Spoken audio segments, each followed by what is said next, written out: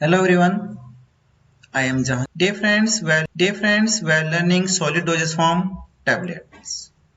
Us, just we learn about the definition of the tablets, advantage and disadvantages of the tablets, and tablets additives means excipients. Okay, today we are learning types of tablets. Before that, we must learn what is the definition of the tablet. So dear friends, according to the Indian Pharmacopoeia, tablet are the solid dosage form.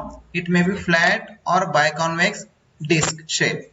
Okay, it prepared by the compressing the drug or mixture of the drugs with or without diluents.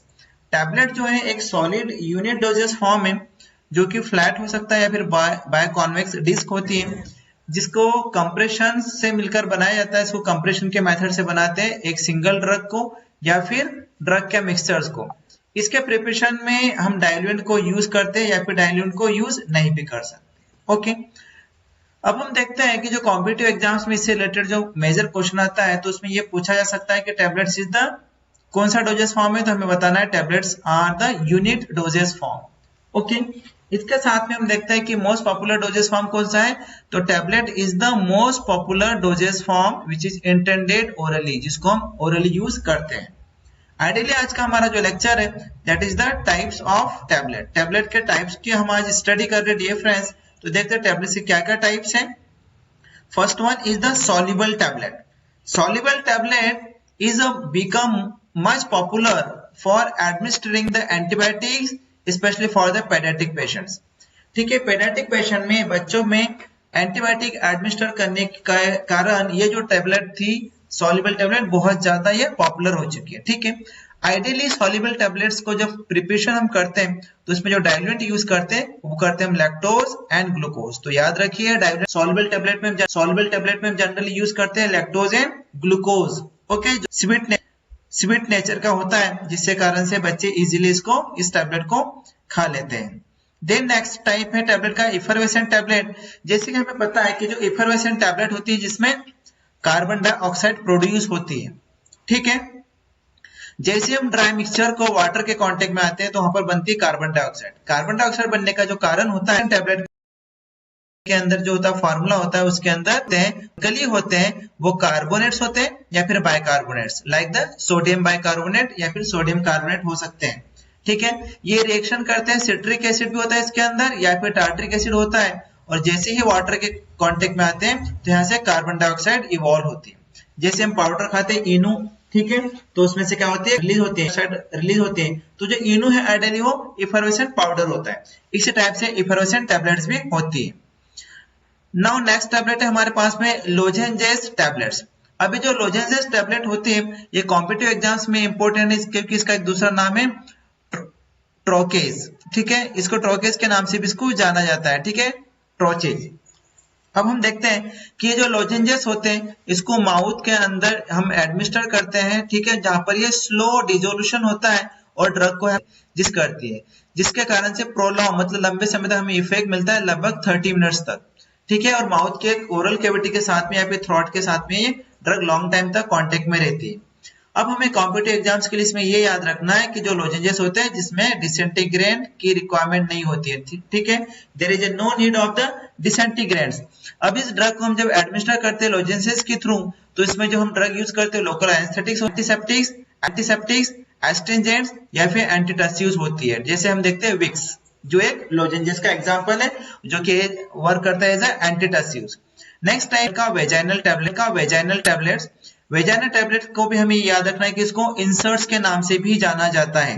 ठीक है, और इसको vagina के अंदर insert किया जाता है जहां पर डिसॉल्व होकर ड्रग को रिलीज करती है। ठीक है, और वहां पर थेरापेटिक इफेक्ट्स देती है।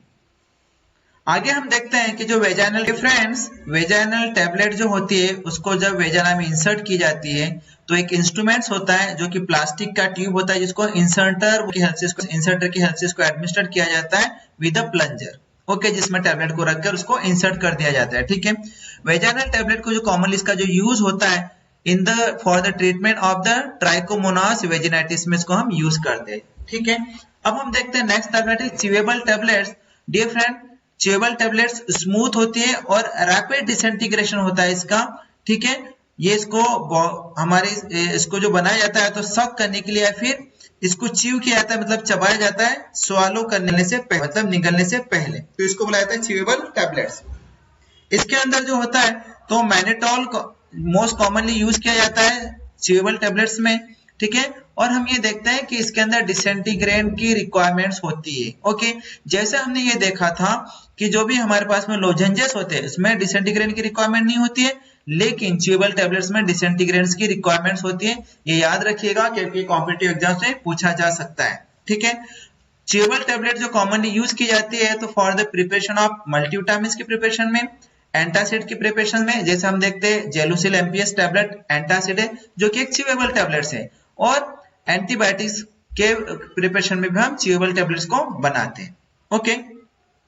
नेक्स्ट टेबलेट है हमारे पास में बक्कल टेबलेट या फिर जिसको बुलाया जाता है सबलिंगुअल टेबलेट। अब अगर हम देखें कि जो बक्कल टेबलेट होती है हम उसको बक्कल पाउच मतलब बक्कल कैविटी में डिसॉल्व होने देते हैं, और जब सबलिंगुअल टेबलेट होती है हम उसको बीनीथ द टंग मतलब टंग के नीचे एडमिनिस्टर करते हैं, ओके। अब ये जो टेबलेट्स होती है ये तब हम इस डोजेस फॉर्म को प्रिपेयर करते हैं जब कोई सी ड्रग वो इनएक्टिव हो जाती है, डिस्ट्रॉय हो जाती है या फिर एब्जॉर्ब नहीं होती जीआई ट्रैक्ट के अंदर, ठीक है। तब हम उसको बक्कल फॉर्म में या फिर सबलिंगुअल टेबलेट के फॉर्म में बनाते हैं जहां पर उस टेबलेट का एब्जॉर्प्शन होता है और ओरल म्यूकोसा में उसका एब्जॉर्प्शन होता है, ठीक है। तो हमने ये देखा कि ऐसे ड्रग्स जो कि जीआई ट्रैक्ट या फिर जीआई जूस में डिस्ट्रॉय हो जाती है या फिर इनएक्टिवेट हो जाती है या फिर जीआई जूस के साथ में उसका एब्जॉर्प्शन नहीं होता, तो ऐसे टेबलेट्स को हम बक्कल फॉर्म में या फिर सबलिंगुअल टेबलेट में बनाते हैं जहां पर ओरल म्यूकोसा में उसका एब्जॉर्प्शन होता है, ठीक है। आइडियली इसमें जो होती है तो डिसइंटीग्रेंट की रिक्वायरमेंट नहीं होती है, लेकिन ये जो होती है तो स्लो डिसॉल्व होती है और लगभग 15 से 30 मिनट तक ये डिसॉल्व होती रहती है। लेकिन जब हम सबलिंगुअल टेबलेट को देखते हैं तो इसका डिसोल्यूशन होता है बहुत रैपिड होता है, विद इन 2 मिनट्स होता है, ठीक है। जब हम इसको टंग के नीचे रखते हैं जिसके कारण से इसका रैपिड एक्शन होता है to treat the angina pectoris को। एंजाइना पेक्टोरिस को ट्रीटमेंट करने के लिए सबलिंगुअल टेबलेट का यूज किया जाता है, जिसके अंदर जो ड्रग होती है वो होती है नाइट्रोग्लिसरीन या फिर मैनेटॉल हेक्सानाइट्रेट, जो कि हमारी कोरोनरी आर्टरी को डायलेट कर देती है और एंजाइना पेक्टोरिस को ट्रीट करने में हेल्प करती है, ओके। नाउ नेक्स्ट टेबलेट हम देखते हैं हाइपोडर्मिक टेबलेट, बट ये हाइपोडर्मिक टेबलेट अब मॉडर्न प्रैक्टिस में इसका बहुत कम यूज रहेगा, ये किसी अब इसका यूज नहीं किया जाता है। आइडियली हाइपोडर्मिक टेबलेट्स क्या होते हैं हम इसको देखते हैं। तो डियर फ्रेंड्स, इसको फिजिशियन पहले यूज करते थे हाइपोडर्मिक टेबलेट्स को, और हाइपोडर्मिक टेबलेट को यूज करने से पहले क्या करते थे ये कि जो ये प्रिपेयर करते थे एक्सटेम्पोरेनियस इंजेक्शन, ठीक है, जिसमें टेबलेट को डिसॉल्व कर लिया जाता है स्टेराइल वाटर में, फिर उसको इंजेक्ट कर दिया जाता था, ठीक है, उस सॉल्यूशंस को, टेबलेट के सॉल्यूशंस को, तो जिसको हम बोलते हैं हाइपोडर्मिक के लिए इंजेक्ट करते थे, इसलिए इसको बोला जाता है हाइपोडर्मिक टेबलेट्स। अब इस टेबलेट को हम जब भी डिसॉल्व करते हैं तो उसका जो बेस होता है, उसको जो हम यूज करते हैं वो वाटर सॉल्युबल होना कंपलसरी है। तो dear friends, this all about the types of the tablets. At last I would like to request you, please like, share and subscribe my channel. Thank you.